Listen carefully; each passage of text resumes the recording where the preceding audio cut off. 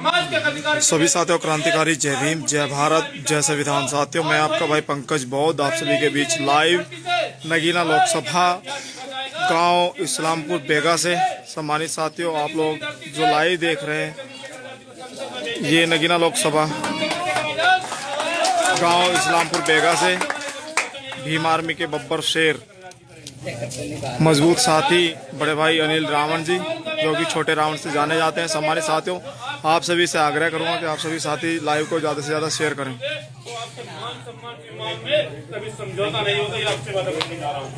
मैं आपसे निवेदन कर रहा हूँ झोली के माध्यम से, आज हाथ से आप लोगों से, छोटा भाई होने के नाते आप लोगों से वोट की भीख मांग रहा हूँ। और वोट ऐसे दे दीजिए कि मोदी और योगी को पता लग जाए कि गरीब का बेटा, एक किसान का बेटा, एक मजदूर का बेटा आपके सामने लड़ने के लिए तैयार है और आप लोग संसद में रहने के लिए तैयार है। मैं आप लोगों से निवेदन कर रहा हूँ कि एडवोकेट चंद्रशेखर आजाद जी ने मोदी और योगी से चुनाव में साथियों केतली को छीन ली।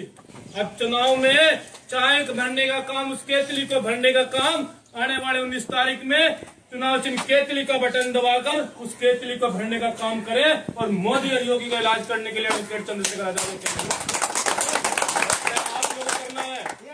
आप लोगों को करना है कि जैसे मान्यवर साहब का सुनाम ने कहा था कि मेरे बहुजन समाज के लोगों अपनी वोट की रक्षा सुरक्षा से करें जैसे हम अपनी बहन बेटी की रक्षा सुरक्षा करते हैं।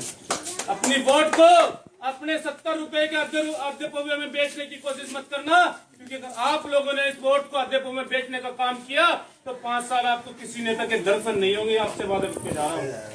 लेकिन आज अगर आप लोगों ने अपनी वोट की कीमत को समझने का काम किया तो आपका नेता आपके बीच का होगा, वो एक मजदूर का बेटा नेता बनेगा। जो मान्यवर साहब काशीराम जी कहकर गए थे कि अब वोट का इस्तेमाल गरीब के बच्चे को नेता बनाने का काम होगा, वो नेता आपके बीच में चंद्रशेखर आजाद के रूप में होगा मेरे समाज के लोग।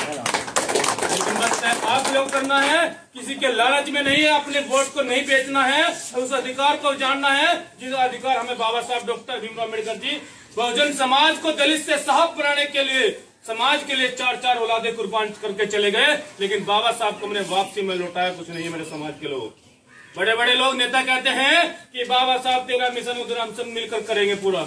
आप बुद्धिजीवी व्यक्ति बैठे हो, मैं पूछना चाहता हूँ बाबा साहब डॉक्टर भीमराव अम्बेडकर जी का मिशन था क्या? हम किस मिशन की बात करते हैं? हम किस सपने की बात करते हैं? कोई बाबा साहब का सपना आज तक किसी ने पूरा नहीं किया। बाबा साहब डॉक्टर भीमराव अम्बेडकर जी हम लोगों को इस देश का हुक्मरान शासक बनाना चाहते थे, लेकिन हम तो यहाँ पर मजदूर बन के रह गए। यहाँ तो बंधुआ मजदूर बन के रह गए। हम लोग उत्तर प्रदेश तक सीमित रह गए। बाबा साहब डॉक्टर भीमराव अम्बेडकर जी ने कहा था कि मेरे बहुजन समाज के लोगों जाओ अपने घर की दीवारों पर लिख दो, हम इस देश का हुक्मरान शासक है। लेकिन आज की सरकार देख लीजिए, ये निकम्मी सरकार देख लीजिए, उस बाबा साहब के संविधान को खत्म करने की बात करती है।